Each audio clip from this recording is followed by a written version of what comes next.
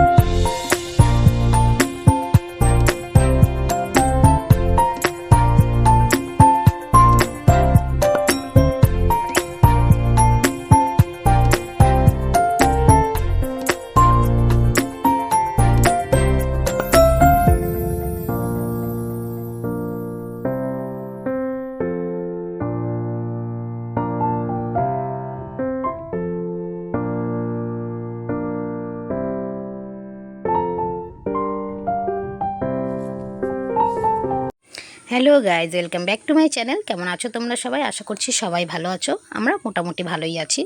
অনেক দিন পর একটা ব্লগ পোস্ট করছি, তো আশা করছি তোমরা সবাই দেখবে। যাই হোক, সকালবেলা সমস্ত কাজ সেরে নিয়ে দেখো ছেলের জন্য সকালের খাবার বানাচ্ছি। তো সকালের খাবার বলতে ওর জন্য একটু ছাতু আর একটু কমপ্লান গুলে দেবো। গুলে দিয়ে ওকে অঙ্গনারী স্কুলে পাঠাবো, আর তারপরে হচ্ছে আমি চা খেয়ে নেবো। একটু দেরি হয়ে গেছিলো আজকে ঘুম থেকে উঠতে, তো সেই জন্য দেরি করে ঘুম থেকে উঠলে সমস্ত কাজই কিন্তু দেরি হয়ে যায়। তো ওই জন্য সবার আগে ওকে খাইয়ে, আমি বাসি কাজ সেরে ফেলেছি, সেরে ফেলে ওকে এখন খাইয়ে দাইয়ে আগে দিয়ে আসবো ওকে ওই স্কুলে। তারপরে আমি রান্নাঘরে ঢুকে পড়বো রান্না বান্না করতে। তো যখন এই ভিডিওটা করা হয়েছিল তখন গরমের পরিমাণ অতিরিক্ত ছিল। এখন যদিও বা 2-3 দিন আগে একটু বৃষ্টি হয়েছিল, সেই জন্য ওয়েদারটা একটু ভালো আছে, কিন্তু ওই সময় কিন্তু প্রচণ্ড গরম ছিল। তো ছেলের জন্য খাবারটা রেডি করে নিলাম। চলো ছেলেকে আগে খাবারটা খাইয়ে দিই। তো বাবু সকালবেলা উঠেছে, ওকে ব্রাশ ট্রাশ করিয়ে দিয়েছি, আর ওই যে ওর জেজে চলে এসছে। ওর প্রাণ বলতে পারো, ওর প্রাণের কাছেই ও বসে আছে। তো জেজেকে বললাম একটু খাইয়ে দিন। তো জেজে বললো যে আমার হাতে কি খাবে। অ্যাকচুয়ালি ওর জেজে সবই করতে পারে, কিন্তু না খাওয়াতে পারে না অ্যাকচুয়ালি। মানে ছেলে মানুষরা কি আর বাচ্চাদেরকে খাওয়াতে পারে? তো বলছিল যে তুমি একটু খাইয়ে দাও। আমি বলছি ধর, আমার এত সময় নেই, এখন 1 ঘন্টা লাগবে। কারণ ওর জেজে যদি কাছে না থাকে তাহলে কিন্তু তাড়াতাড়ি খেয়ে নেয়, যেহেতু ওর জেজে কাছে আছে তো সেখানে 1 ঘন্টা সময় লাগবে। তো তারপরে দেখো বাবুকে ড্রয়িং দিয়ে বসিয়েছি, কারণ অঙ্গনারী স্কুলে দিদিমণিকেও ফোন করেছিলাম। সেই দিদি বললো যে আমার একটু যেতে দেরি হবে, তাহলে একটু দেরি করেই পাঠিও। তো সেই জন্য আমি বললাম যে এদিক ওদিক না করে তাহলে একটু ড্রয়িং কর। তো নিজে নিজে একটু ড্রয়িং করছিল। আর এখানে আজকে রেখেছি বাড়িতে বসে পুঁটি মাছ, আর রেখেছি হচ্ছে সম্ভবত ওটা রুই মাছই হবে, আমি ঠিক বলতে পারবো না কি। বাবুর জন্য 1 পিসই রেখেছি। পাশে একটু লবণ নিয়ে নিয়েছি, কারণ এইসব ছোটো মাছ ধুতে কিন্তু একটু লবণ লাগে। একটু লবণ দিয়ে ভালো করে ডুলে নিয়ে কিন্তু মাছটা বেশ ভালো পরিষ্কার হয়। তো মাছ কাটাটা একটা বিরক্তিকর জিনিস আমার কাছে, কারণ অনেকটা সময় লাগে মাছ ধোয়া পরিষ্কার করা, কিন্তু তবুও বিরক্তিকর বা অপছন্দের হলেও কখনো কখনো যেন সেই কাজগুলো করতেও একটু আধটু ভালো লাগে। যেমন একঘেয়েমি রুই কাতলা খাই, তো তখন একটু ছোটো মাছ খেতে হলেও মানে কেটে নিতে হলেও ছোটো মাছটা খেতে ইচ্ছে করে। তো জেজেকে দিয়ে পাঠিয়ে দিলাম স্কুলে, আর আমি এই যে ডিটক্স ওয়াটার বানিয়েছিলাম সেটাকে এখন সেঁকে নিয়ে খেয়ে নেব। গতকাল ছোট কৌটোটাতে করে পেতেছিলাম ডিটক্স ওয়াটারটা, তো সেটাকে সকালবেলা ঘুম থেকে উঠে বের করে রেখেছিলাম, কারণ একদমই তো ঠান্ডা থাকে ফ্রিজে থাকলে।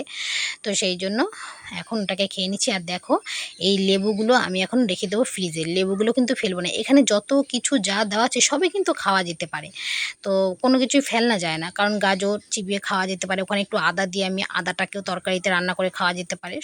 আর এখানে একটু চা করে নিয়েছি আমার জন্য, তো দুধ চা, সেটাই এখন আমি খেয়ে নেব।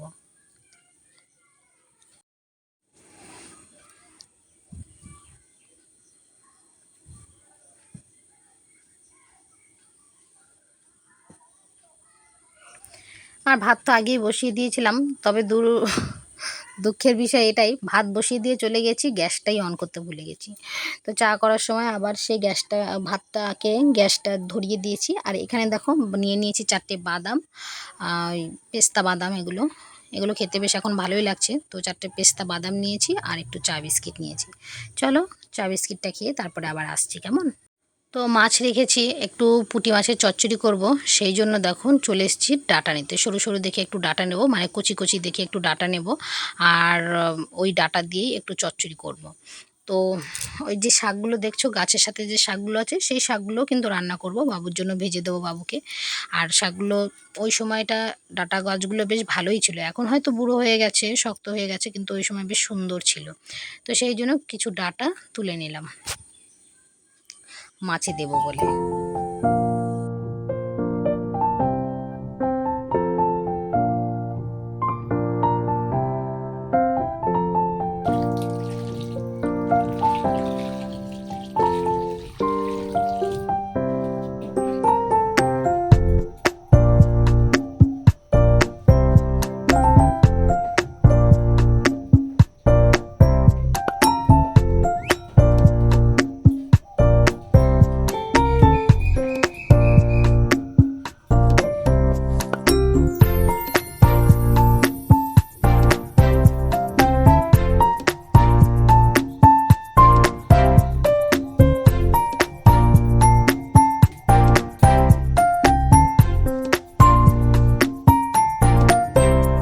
একবারে ডাঁটাটাকে ধুয়ে ডাঁটা শাকটাকেও একবারে ধুয়ে নিয়ে যাচ্ছি।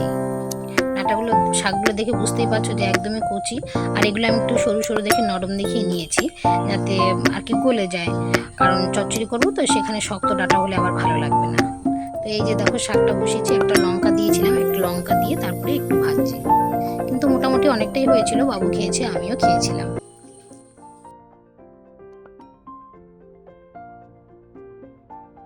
রান্না করতে করতে বাবুর স্কুল ছুটির সময় হয়ে গেছিলো, তো এখন চলে যাচ্ছি হচ্ছে বাবুকে আনতে। আর দেখো আমার বাড়ির পেছনে কত বড় জঙ্গল, দেখেছো?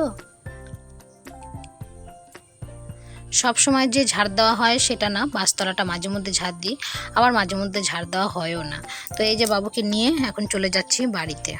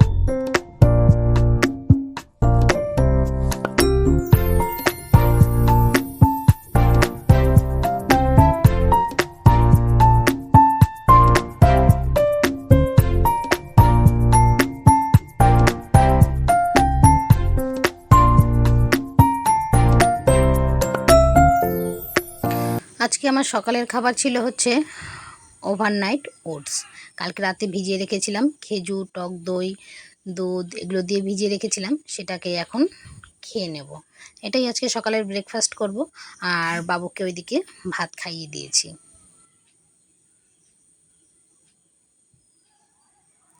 রান্নাবান্নাও মোটামুটি দেখো সব কমপ্লিট হয়ে গেছে, আর সমস্ত কিছু গুছিয়ে নিয়েছি। এখন বাসনগুলো সব কলে নিয়ে যাব, কলে নিয়ে গিয়ে এগুলোকে ধুয়ে পরিষ্কার করব, রান্নাঘরটা পরিষ্কার করব। কাজের চাপ আছে অনেক মোটামুটি।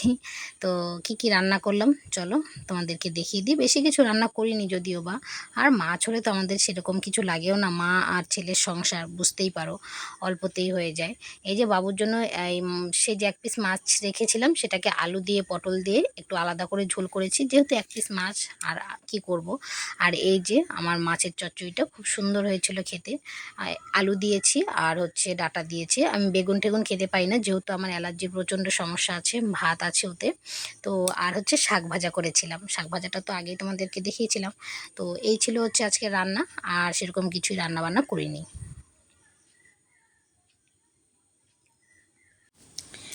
এদিকে বাবুকে একটু লিখতে দিয়েছিলাম, তা যে সে কত ঢং করছে, একটু লিখতে বসে 14 বার বাইরে যাচ্ছে, মানে লিখতে বসলেই ওর টয়লেট পায়, ওর জল খেতে ইচ্ছে হয়, মানে এই সব উল্টো পাল্টা জিনিস ওর মাথায় ঘুরে বেড়ায় পড়তে বসার সময়।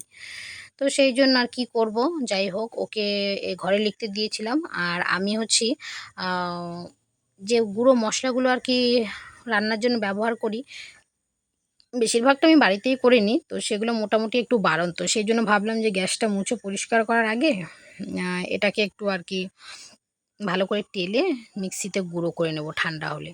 তো সেই জন্যই দেখো এগুলোকে একটু ধনে আর একটু জিরে এগুলোকে ভালো করে একটু টেলে নেব, তারপরে মশলা করব।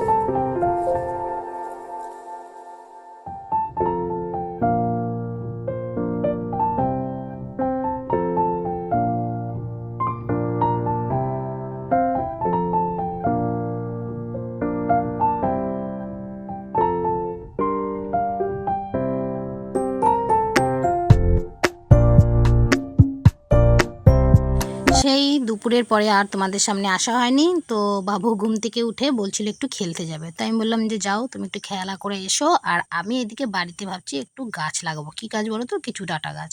তো এই যে ডাঁটার বীজ, তো কিছুটা জায়গায় একটু খুঁড়ে নিয়ে তারপরে লাগাবো। অল্প একটু লাগালেই হয়ে যাবে, বেশি লাগাবো না। আর বীজও বেশি নেই, অল্পই আছে। তো এই যে এইখানে ডাঁটার বীজগুলো লাগিয়ে নেব।